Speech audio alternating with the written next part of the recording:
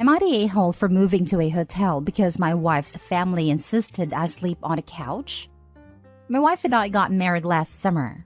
Her family lives across the country from us, so up until this point, I had never actually visited them. But I had met them a handful of times, and we've always gotten along fine. They invited us to come visit and stay with them for a few days, and we took them up on the offer. We flew in yesterday, and everything went well. Her dad and I watched football, while she caught up with her mom and sisters, and then we had a really nice dinner.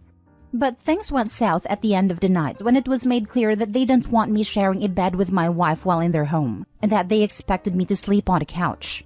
I honestly thought they were joking at first, but they insisted we sleep separately.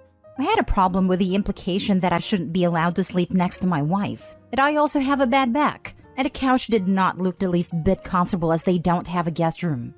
After arguing back and forth for a bit, I decided to leave and book a hotel. I told my wife she didn't have to come with me. She chose to stay and I said I'd come back the next day. I went off to a Marriott about 10 minutes away and got a good night's sleep, trying to not let the whole situation bother me. This morning, I called my wife asking when I should come by. She told me her parents want me to apologize for leaving the way I did. I told her that I'm willing to apologize to keep the peace, but they need to acknowledge that it wasn't appropriate to insist I can't share a bed with my own wife. She said she'd talk to them and call me back. About 10 minutes later, I heard back from her and she tells me that not only will they not apologize for it, they are now insisting I need to come back and stay on the couch for the rest of our visit. And if I don't agree to this, I'm not welcome back in the house. I'm pretty livid at this point. I told her that there's absolutely no chance that I will do that, and I am no longer willing to offer any sort of apology.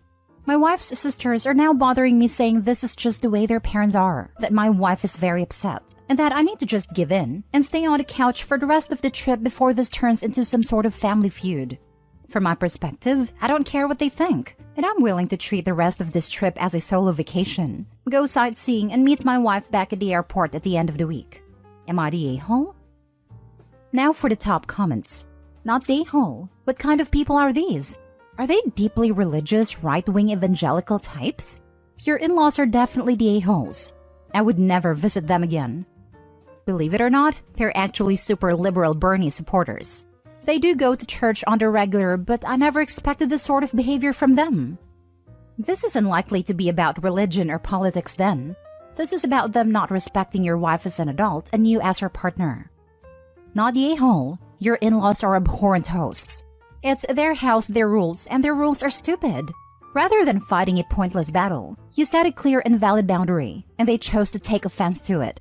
They want you to stay on their couch because it's a power play. You staying in a hotel takes that power away, and they can't handle it. The fact that your wife doesn't have your back on this is a giant red flag. Good luck. I just saw a similar story like this on Pet Revenge. Wait until they come visit you, offer them a place to stay, then insist your father-in-law sleep on the couch. Your house, your rules. Not the a-hole. Tell your wife you're going to book your ticket home for today.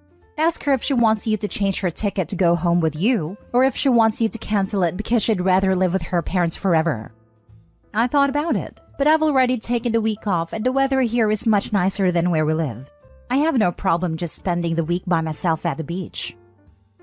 Next story. Am I the a-hole for insisting that I know exactly why my sister-in-law wants to come stay with my wife and I before I agree? My wife, 36 female, and I, 38 male, have been married for 10 years and have 2 kids, 7 and 4. My wife has a younger sister, Beth, 25 female. Beth and I don't get along very well, but we are cordial, and she's a good aunt to our kids. Beth got engaged to her high school sweetheart last summer, and their wedding is scheduled for this coming summer. But last week, my wife came to me and told me that Beth wants to come stay with us for a while. I immediately started asking questions because Beth lives over 2 hours away from us and usually plans visits out weeks in advance. My wife told me that it is a personal matter and that I need to respect Beth's privacy in that regard. I asked my wife how long Beth would be staying, and she told me that she doesn't know, and that all she will tell me is that the wedding is currently on hold and that Beth needs a place to stay for a bit. I said that if I'm going to agree to an open-ended stay from someone who I don't get along with very well, I feel like I have a right to at least know why that person is going to be staying with us.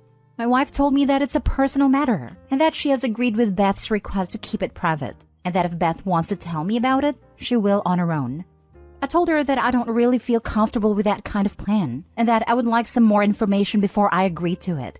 At that point, my wife got upset with me and told me that she isn't looking for my approval because she's already told Beth that she can come stay with us. She reiterated that I need to respect Beth's privacy on this and that she needs me to just trust her on this. I told her I do trust her, but that she's asking for a pretty big thing without giving me much information, and that I don't feel comfortable going into something like this completely blind. She said that Beth needs family support and we are the only ones who can give that to her. My wife's dad passed away during the pandemic, and her mom is already in an assisted living facility. She told me that she needs me to just be caring and kind to Beth, and to not bring up anything related to her engagement or wedding unless Beth brings it up to me first. I told her that I don't appreciate being left in the dark about something that is resulting in another adult living in our house for an open-ended period of time. She told me that she just needs me to trust her and be supportive of her sister. I kept trying to get more information, but my wife eventually snapped at me to just stop asking questions because she's not telling me anything else and I need to just shut up and do this for her and her sister. She did immediately apologize, but told me that she needs me to do this for her because it's important and that she doesn't want to hear one more thing about why Beth is staying with us. I tried to ask at least how long Beth would be staying, but she cut me off and said, "What the hell did I just say about questions?" Not the a-hole. Everyone is acting like it's obvious what is going on, but that doesn't seem to be the case to me at all. Sister-in-law has an emergency situation that requires privacy is all you know, and I do believe you reasonably should know why she's moving in. Is sister-in-law in danger? Is sister-in-law afraid of her fiancé or suffering from domestic violence? Is sister-in-law bringing danger to your own household? Is sister-in-law coping with mental health issues? Is your own family properly equipped to provide the help that she needs while maintaining your own well-being? To me, sister-in-law needs to stay with us and the reasons are a deep secret is not sufficient. Yes, there are other plausible explanations such as cheating that are embarrassing that sister-in-law would prefer to keep private. But I believe your wife and sister-in-law should provide more information for you to form your own comfort with the situation and understand what it is you're dealing with. Not to form some moral judgment of the situation, but you deserve a say in this. There is a whole spectrum between we are taking a break, wedding on hold, to domestic violence. At the very least, the wife needs to come clean about what they are doing going forward, both for the husband and the kids in the house. Is the ex likely to come by looking to meet with his sister for either reconciliation or something more nefarious? Are we telling people she is staying with us or is it incognito? If the kids answer the phone and it's their uncle, who presumably they've met, what do they say? What does the husband say if he calls, etc.? Those are the basic safety considerations I've had to consider in the past when friends have had to stay with us. And it doesn't need to get into who was cheating on who or other drama. Just tell him what to expect going forward is a basic courtesy, versus being so mysterious, and basically telling him he isn't authorized to know anything in his own house. Not the a-hole, but I'm pretty sure it is along the lines of either Beth cheating or her fiancé cheating. Also, your wife needs to understand she can't make unilateral decisions regarding things like this. Give her a deadline that Beth can stay for a week. Otherwise, she can leave the house with Beth. It's not a reason of why Beth is staying is important, but the timelines and lack of communication. That makes me call you not the a-hole, but your wife is a major a-hole. Something tells me that if it was the fiancé who had cheated, Opie would have been told that by his wife. Maybe the shameful secret is that the sister cheated, and that is why the wife doesn't want to tell her husband. Money is on the sister-in-law cheating, hence the don't ask. Next story. Am I the a-hole for refusing to take a DNA test to confirm my fiancé and I are not related because I'm uncomfortable sharing my DNA with big business? So my 27 male, fiancé 26 female is adopted. She was adopted at birth and hasn't had any contact with her birth family. She read an article a few months ago about a married couple who were both adopted and found out they were biological siblings 6 years into their marriage. Now, she's worried that might be us, even though I was not adopted. I've explained to her over and over again that my parents have been faithful to each other, so there is no way we are siblings. She still wants us to get tested, in case there is an uncle or other relative of mine that slept around. She knows her birth mother was a prostitute, and our families lived in the same major city. I think she's being ridiculous. I don't want to waste $200 on us getting tested. I don't want to have my DNA sitting on some database where it can be hacked into. I also don't want my data sitting on a website where anyone connected to my tree can find me. It weirds me out. I told her I wasn't comfortable with her getting tested either, because who knows what skeletons her biological family has in the closet. I don't want her to find out if she's related to bad people and then be upset. I also don't want half of my future kids' genetic makeup sitting in some confidential corporate database. I told her all of this, but she still brings it up. I may have crossed a line today when I told her she was being disrespectful of my family by indicating one of them may have abandoned their child. She started crying and left, and now she's not answering any of my phone calls or texts, and her sister is calling me an a-hole for saying mean things about her biological family. As far as I'm concerned, they abandoned her, so they are dead to me and I don't owe them any respect.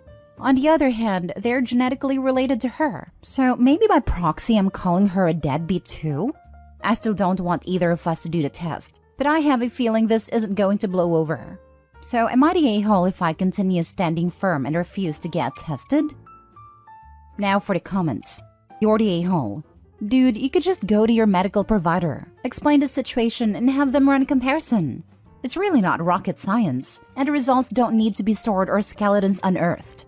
But it is an easy way to get the answer your future wife is after unsettling her mind. As to the reasoning for the doc, we are thinking of having children and there is valid concern that we are related. Please have our DNA compared. I didn't realize this was an option, but it sounds like a good compromise if it isn't too expensive. I'll look into it. You would have known it was an option if you had looked into options when your fiancé first mentioned her concerns. If it is this important to her, the fiancé could have done the same. You're the a-hole. I was going to go with no a-holes here until I read your last stanza. That is plain mean, man. You are insulting her birth parents while even she doesn't know much about them. Her concerns are also more severe than yours. How could she be feeling safe and happy with you with questions like that lurking in her head? This will definitely not blow over. You'd be wiser to give in. I decided he was the a-hole when he said he doesn't want her to take the DNA test. He's allowed to be private about his own DNA, and he has to respect her choice to share her DNA and find her birth family. He's decided for her that finding her birth family is pointless. You're the a-hole. My dad was a monster. I know that fear of sleeping with a relative, and it's horrible. My father-in-law was also adopted, so knowing that we both had mystery backgrounds prompted me to join their DNA collector of choice, especially before we have kids. Your outlook on adoption is revolting. Pretending it's some easy thing?